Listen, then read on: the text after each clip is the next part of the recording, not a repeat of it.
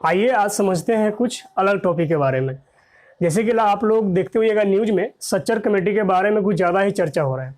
Sachar committee क्या है, उस पर क्या विवाद है और ये कैसे असंवैधानिक है, इसके बारे में समझेंगे। उससे पहले हम ये समझते हैं कि संविधान में कुछ टॉपिक है, उस पर हम चर्चा कर लेते हैं। जैसे कि संवैधानिक क्या चीज़ होता है, गैर संवैधानिक क्या चीज़ होता है, और वैधानिक और शाब्दिक क्या होता है, और असंवैधानिक क्या होता है। ये चार टॉपिक है, इस पर हम चर्चा कर लेते हैं। इसके बाद हम सच्चर कमेटी के बारे में जानेंगे। देखिए, संवैधानिक वो चीज़ होता है जो संविधान में लिखा हो और या किसी आर्टिकल से संबंधित हो। अगर कोई नियम अगर बनाते हैं तो उसे संविधान में अगर जोड़ देते हैं तो वो संवैधानिक हो जाता है। चाहे वो शुरुआत में जब हमारा कॉन्स्टिट्यूशन बना था, जब हमारा संविधान निर्माण हुआ था, उस समय भी उसमें जोड़ा गया था, वो भी संवैधानिक है। या कोई ऐसा नियम जो बाद में बनाया गया और उसे संविधान में लिखित रूप से दर्ज कर दिया गया तो उसे हमें संवैधानिक कहेंगे।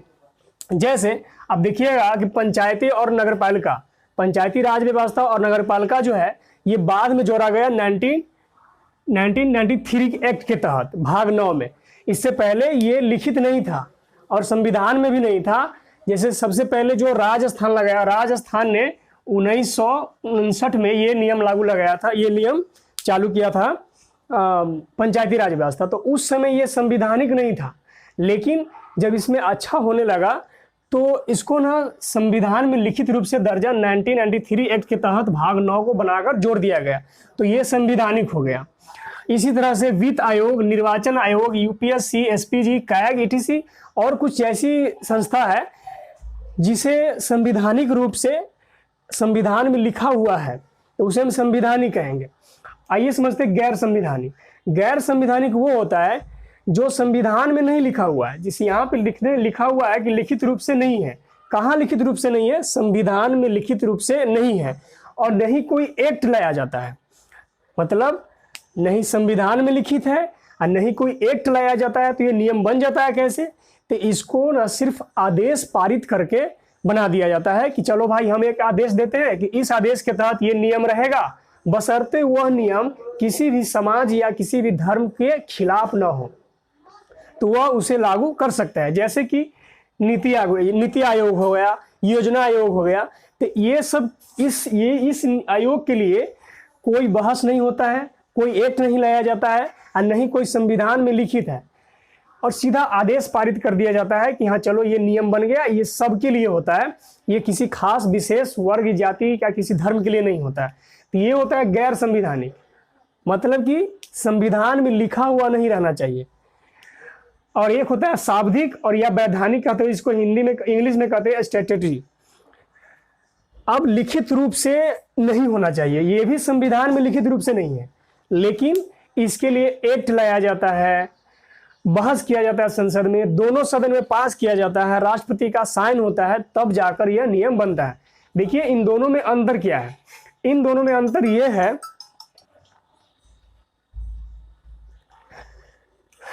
वैधानिक या शाब्दिक ये लिखित रूप से नहीं होता है संविधान में, लेकिन इसके लिए राज्यसभा, लोकसभा में बहस किया जाता है, इसके लिए एक्ट लाया जाता है, इस पर राष्ट्रपति का साइन भी होता है।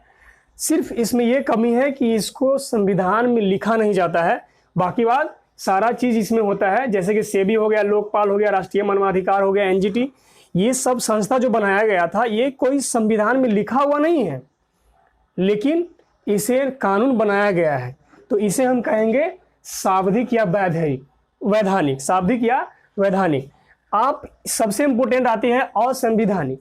असंवैधानिक ऐसा भाग है, ऐसा पार्ट है जिसमें मतलब संविधान के सीधा खिलाफ होता है, उसको असंवैधानिक कहते हैं। असंवैधानिक जो संविधान के सीधा खिलाफ हो उसे हम असंवैधानिक कहते हैं। मतलब कि वह संविधान में उल्टा हो, संविधान के उल्टा हो, संविधान के विपरीत हो, जो संविधान में नहीं कहा गया हो उसको भी लगाया गया हो, जो समाज के प्रति गलत नेचर रखता हो, तो उसे असंवैधानिक कहते हैं। अगर इसे संसद पास भी कर देता है, अगर मान के चलिए कि जो अब असंवैधानिक बिल आया, अगर इसे संसद पास भी कर देता है, अगर मान के चलिए कि अगर लोकसभा में या राज्यसभा में अगर किसी भी सरकार की मेजोरिटी ज़्यादा है अगर उसका बहुमत ज़्यादा है, अब बहुमत ज़्यादा होने के कारण वो तो बिल पास हो जाएगा। तो बिल पास होने का मतलब कि ऐसा थोड़ी है कि आप कुछ भी लिख दीजिएगा जो जनता के हानिकारक हो, जनता के लिए हानिकारक हो। इस पर सुप्रीम कोर्ट निर्णय लेता है और इसे ये जांच करता है कि अगर इसमें गलत पाया जाता है तो इसे कोर्ट क्या करता है, निरस्त कर देता है। जैसे कि 39वें संविधान संशोधन 1975 में हुआ था, इसको भी कैंसिल कर दिया था।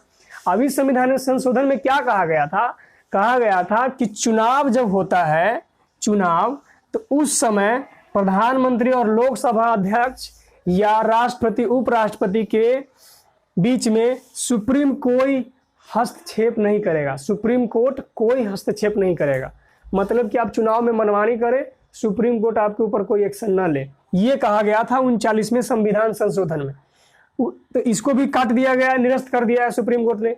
40वें संविधान संशोधन 1976 में हुआ था, उसमें कहा गया कि पीएम या पूर्व पीएम, प्राइम मिनिस्टर हो या पूर्व प्राइम मिनिस्टर हो, उसके खिलाफ कोई कानूनी कार्रवाई नहीं होगी। बताइए, प्राइम मिनिस्टर और कोई भी प्राइम मिनिस्टर हो, अगर वो गलत करेगा तो उसके ऊपर कोई कार्रवाई नहीं होगा, चाहे वो फौजदारी का मामला हो तब या सिविल मामला हो तब। ऐसा थोड़ी होता है कि हर प्राइम मिनिस्टर ठीक ही होता है, प्राइम मिनिस्टर गलती करेगा। हमारे देश के संविधान की यही खूबसूरती है कि बड़े से बड़े जो पद पे बैठे हुए राष्ट्रपति से लेकर एक कर्मचारी और चपरासी तक, सबके लिए नियम यही है कि अगर कोई गलती करे तो उसे सजा मिलना चाहिए। और यही नियम को इस संविधान संशोधन के तहत तोड़ने जा रहा था। तो सुप्रीम कोर्ट ने इस पर संज्ञान लेते हुए इस नियम को, इस एक्ट को खारिज कर दिया, यानी निरस्त कर दिया। तो आप ये मोटा मोटी समझ गए होइएगा कि संविधानिक क्या होता है, गैर संविधानिक क्या होता है, वैधानिक क्या होता है और असंवैधानिक क्या होता है।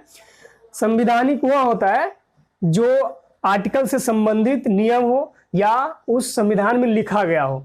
गैर संविधानिक वो होता है जो इसमें संविधान में लिखा भी नहीं हो, जिसमें कोई एक्ट भी नहीं लाया हो, वो होता है गैर संविधानिक, सिर्फ आदेश पारित कर दिया, नियम बन गया। वैधानिक वो होता है जो संविधान में लिखा हुआ तो नहीं है, लेकिन उसके लिए एक्ट लाया जाता है, उसके लिए दोनों सदन में पास किया जाता है, राष्ट्रपति का साइन होता है, सारा चीज होता है, सिर्फ वो संविधान में लिखा हुआ नहीं होता है, उसको कहते हैं वैधानिक। जैसे कि ऑप्शन में दिया हुआ है यहाँ पे, सेबी हो गया, लोकपाल हो गया, राष्ट्रीय मानवाधिकार हो गया, ये सब। और असंवैधानिक वो होता है जो सीधा संविधान के खिलाफ होता है। अगर उसे पास कर भी देता है संसद तो उसे अगर कोर्ट क्या कर सकती है, निरस्त कर सकती है। जैसे कि आप एग्जाम्पल 39वें और 40वें संविधान संशोधन को देख सकते हैं। तो जो सच्चर कमेटी है उसको फिलहाल ऐसा बोला जा रहा है कि ये असंवैधानिक कमेटी है। ये कमेटी जो बनाया गया था, इस कमेटी में जो निर्णय लिया गया था, ये असंवैधानिक है, मतलब कि जो हमारा संविधान है उसके खिलाफ है। अब कैसे खिलाफ है, आइए समझते हैं सच्चर कमेटी के बारे में। सच्चर कमेटी क्या है? सच्चर कमेटी मुसलमानों की स्थिति और उसकी जो सामाजिक स्थिति थी, आर्थिक स्थिति थी और शैक्षणिक स्थिति थी, इस स्थिति को ठीक करने के लिए 2005 में मनमोहन सिंह की सरकार थी, उन्होंने एक कमेटी का गठन किया। उस कमेटी का नाम था सच्चर कमेटी। सच्चर कमेटी 2005 में बनाया गया था। 5200 करोड़ रुपए की कमेटी थी। इस सच्चर जो राजेंद्र सिंह सच्चर, एक दिल्ली हाई कोर्ट के वकील थे, राजेंद्र सिंह सच्चर, उनके ही अध्यक्षता में एक कमेटी बनाई गई थी, जिसमें यह कहा गया था कि हमारे देश में मुसलमानों की स्थिति बहुत ही खराब है। तो उस स्थिति को ठीक करने के लिए एक कमेटी बनाया गया था। आइए देखते हैं उस कमेटी में और क्या क्या कहा गया था। जैसे इसका उद्देश्य था मुसलमानों की सामाजिक, आर्थिक और शैक्षणिक में सुधार करना। और जब ये पता लगाया गया इस कमेटी के आधार पर कि इसमें क्या दिक्कत है, तो इसमें पता चला कि हमारे देश में मुसलमानों की स्थिति इतनी खराब है कि यहाँ की जो SC ST जो जातियां हैं उससे भी खराब है। तो उसको ठीक करने के लिए ये कमेटी बनाई गई और उसमें ये देखा गया कि जो हमारी आबादी है देश की, हमारे देश की जो आबादी है, मुस्लिम की आबादी, वो 13.4% है। उस समय, जिस समय ये कमेटी बनाया गया था, उसमें रिपोर्ट में सौंपा गया। जैसे अब 2005 में कमेटी का गठन किया गया, 2006 में ये रिपोर्ट सौंपी गई। इस रिपोर्ट में पता चला कि हमारे देश में मुसलमानों की जो स्थिति है वो SC/ST से भी खराब है। देखा गया कि आबादी तो 13.4% है, लेकिन सरकारी नौकरी में उसकी हिस्सेदारी सिर्फ 4.9%, मतलब मोटा मोटी 5% है। और सरकारी नौकरी में 5% है, उसमें भी IAS IPS 3.2% है, रेलवे SEC बैंकिंग में 4.9% है। मोटा मोटी बहुत कम ये आंकड़ा है जो दिखाया जा रहा है कि मुसलमानों की स्थिति खराब है। और इसमें भी जो अब ये नौकरी है इसमें भी 98.7%, मतलब 99%, 99% ऐसे पद पर है जो बहुत निचले पोस्ट पर है। तो इसको ना सुधार करने के लिए कुछ सुझाव दिए गए। उस सुझाव में क्या बताया गया, कहा गया कि मुस्लिम बहुल क्षेत्रों में सरकारी स्कूल खोलना, स्कॉलरशिप देना, मदरसों की आधुनिकीकरण करना, कौशल विकास के लिए ITI और पॉलिटेक्निक जैसे कॉलेज को खोलना। इसके बाद जहां बहुसंख्यक है मुस्लिम को वहां बैंक शाखाएं खोलना और उसमें लोन लेने और देने की प्रक्रिया को प्रोत्साहित करना। इसके अलावा रोजगारों में मुसलमानों के हिस्सा को बढ़ाना, मुस्लिम बालिकाओं के लिए विशेष कार्यक्रम चलाना। इसके अलावा मदरसों की डिग्री को डिफेंस सेक्टर हो, चाहे बैंकिंग सेक्टर हो, चाहे किसी भी एग्जाम सेक्टर में उसे लागू करने का मांग किया। उसमें लिखा हुआ था, रिपोर्ट में था।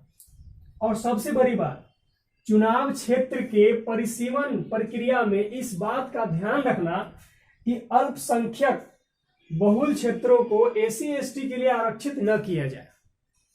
मतलब ये कहा जा रहा है, आप यहां तो समझ पा रहे हैं कि भाई चलो ठीक है, मुस्लिम की स्थिति खराब है, उसकी स्थिति को ठीक करने के लिए ये नियम लाना अच्छी बात है, चलो समाज में सब आदमी बढ़े आगे। लेकिन ये सारा चीज जो बनाया गया, क्या ये सिर्फ मुस्लिम धर्म में ही है? नहीं, यहाँ पे जो कहा है सरकारी स्कूल खोलना, चलो सही बात है, सरकारी स्कूल खोलना चाहिए, स्कॉलरशिप देना चाहिए, ठीक है, मदरसों की आधुनिकीकरण करना चाहिए, ठीक है, सब कुछ मॉडर्नाइजेशन हो रहा है तो मदरसा क्यों नहीं मॉडर्नाइजेशन होगा। कौशल विकास के लिए ITI कॉलेज खोलना, पॉलिटेक्निक कॉलेज खोलना, ठीक है, ये भी खुलना चाहिए। मुसलमानों को रोजगार बढ़ना चाहिए, चलो ठीक है। लेकिन ये जो बात कहा जा रहा है कि चुनाव क्षेत्र के परिसीमन प्रक्रिया को इस बात को ध्यान में रखना होगा कि जहां अल्पसंख्यक बहु क्षेत्र है। अल्पसंख्यक बहु क्षेत्र का मतलब ये है कि हमारे भारत देश में वैसे क्षेत्र जहां पर मुसलमानों की संख्या ज्यादा है और वहां पे दूसरे धर्म कम है, उसको हम कहेंगे अल्प बहुसंख्यक बहुल क्षेत्र। मतलब भारत में अल्पसंख्यक मुस्लिम है, लेकिन ये जरूरी नहीं है कि हर राज्य में मुस्लिम कम है। हमारे देश में कुछ ऐसे राज्य है जहां पे मुस्लिम ही मेजोरिटी में है, यानी मुस्लिम ही बहुसंख्यक है। तो क्या हमारे देश में उसको अल्पसंख्यक कहा जा सकता है? अगर जिस राज्य में अगर उसकी मेजोरिटी ज्यादा है वहां तो वो बहुसंख्यक है ही, लेकिन फिर भी हमारे देश के लिए वो अल्पसंख्यक में गिना जाता है। वो कहा गया कि अल्पसंख्यक बहु क्षेत्र में SC/ST के जो क्षेत्र होते हैं उसको आरक्षित न किया जाए, वो सिर्फ किसके लिए रह जाए? मुस्लिम के लिए रह जाए। अब देखिए यहीं से बात थोड़ा सरकार के मंशा के ऊपर सवाल उठ जाता है कि भाई आप एक तरफा निर्णय कैसे ले सकते हैं। अब देखिए ये सारे बातों को ध्यान में रखते हुए मनमोहन सिंह की सरकार ने इस कमेटी को बनाया।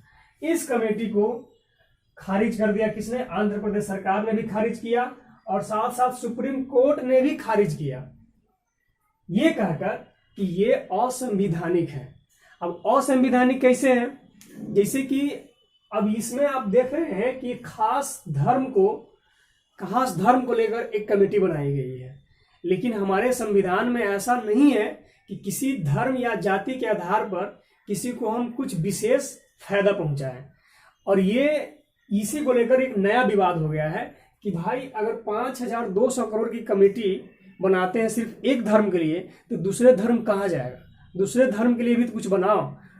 तो जैन धर्म के कुछ अनुयायी हैं, तो उन्होंने इसका याचिका दायर किया है सुप्रीम कोर्ट में।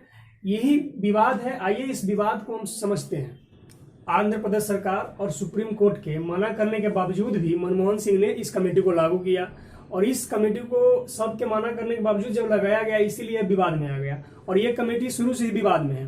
देखिए ये नया विवाद ये हो गया है कि 29/7/2021 को एक याचिका दायर किया है सुप्रीम कोर्ट में एक जैन धर्म के अनुयायी जिसका नाम है विष्णु जैन। उनका दलील ये है कि जो तत्कालीन प्रधानमंत्री 2005 में जो थे तत्कालीन प्रधानमंत्री मनमोहन सिंह ने, उनका जो फैसला लिया गया था सचर कमेटी के ऊपर वो असंवैधानिक है। असंवैधानिक कैसे है? क्योंकि ये आर्टिकल 15 और 14 का उल्लंघन है। आर्टिकल 15 और 14 का उल्लंघन कैसे है? जैसे हमें कहता है आर्टिकल 14 हमें ये देता है कि हमारे देश में जो भी नागरिक है सबको समान अधिकार मिलेगा, मतलब कि समानता का अधिकार है। 15 हमें ये कहता है कि धर्म या जाति के आधार पर किसी खास विशेष वर्ग को फायदा नहीं पहुंचाया जा सकता है, लेकिन ऐसा नहीं है। जाति के आधार पर हम आयोग बनाए हुए हैं, जिस आयोग का नाम है पिछड़ा वर्ग आयोग। इस पिछड़ा वर्ग आयोग के तहत हम उस वर्ग को फायदा पहुंचाते हैं जो सभी धर्म के पिछड़े लोग हैं, उसको पहुंचाते हैं। ये नहीं कि किसी खास हिंदू धर्म को। तो अगर आपसे पूछे कि जाति के आधार पर ऐसा कोई आयोग बनाया गया है जो किसी खास जाति को प्रमोट करता है, तो हाँ है, वो है पिछड़ा वर्ग आयोग। आर्टिकल 340 कहता है अगर ऐसा भी हम मान ले कि क्या कोई हमारे समाज में कोई खास धर्म अगर पिछड़ जाए तो उसको आगे नहीं बढ़ाना चाहिए, लेकिन उसको आर्टिकल 340 के तहत राष्ट्रपति आयोग बना सकता है। लेकिन उस समय राष्ट्रपति ने इस पर कोई चर्चा नहीं किया और मनमोहन सिंह ने अपने मन से पारित किया, इसीलिए यह ज्यादा विवाद में रहता है। अगर राष्ट्रपति के द्वारा बनाया गया रहता तो यह आर्टिकल 340 के तहत ये बन जाता है आयोग और इस पर इतना विवाद नहीं होता। आई होप कि आप समझे होइएगा। अगर आपको ये वीडियो अच्छा लगेगा तो लाइक जरूर कीजिएगा ताकि हम आगे वीडियो बनाने में हमें एनर्जी मिले।